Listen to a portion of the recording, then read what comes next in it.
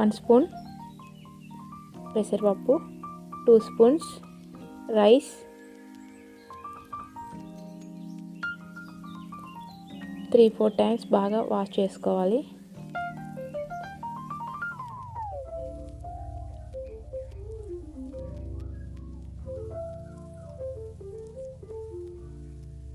కొన్ని వాటర్ వేసుకొని కొద్దిసేపు నానబెట్టుకోవాలి.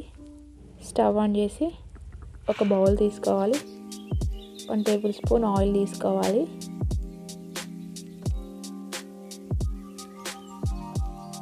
కొంచెం జీలకర్ర యాడ్ చేసుకోవాలి.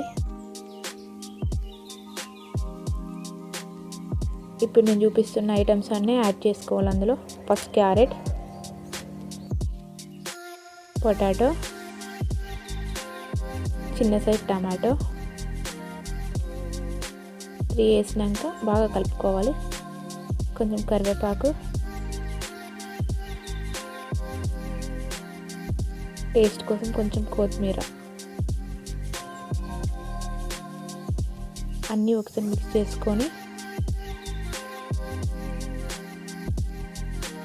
కొంచెం పసుపు వేసుకొని మంచిగా మిక్స్ చేసుకోవాలి. మళ్ళీ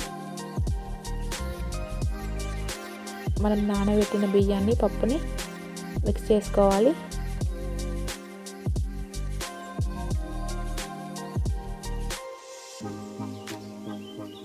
ఒక 30 సెకండ్స్ ఫ్రై చేసుకోవాలి ఆయిల్లో రైస్ అండ్ దాల్ని. 2 కప్స్ వాటర్ పోసుకోవాలి మెత్తగా ఉడకడం కోసం. టేస్ట్ కోసం పించ్ ఆఫ్ సాల్ట్ యూజ్ చేయాలి. ఒకసారి మిక్స్ చేసుకొని మీడియం ఫ్లేమ్ మీద 10 మినిట్స్ ఉంచుకోవాలి. ఒకసారి బాగా మిక్స్ చేసుకోవాలి.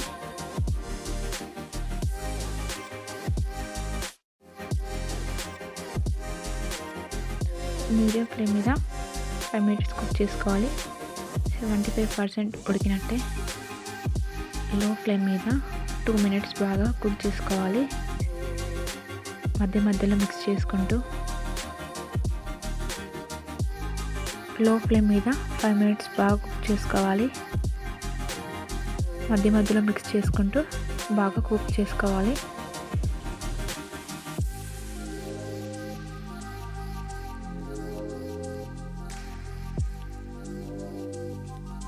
స్టవ్ ఆఫ్ చేసుకొని 2 మినిట్స్ అలానే ఉండనివ్వాలి స్టవ్ మీద.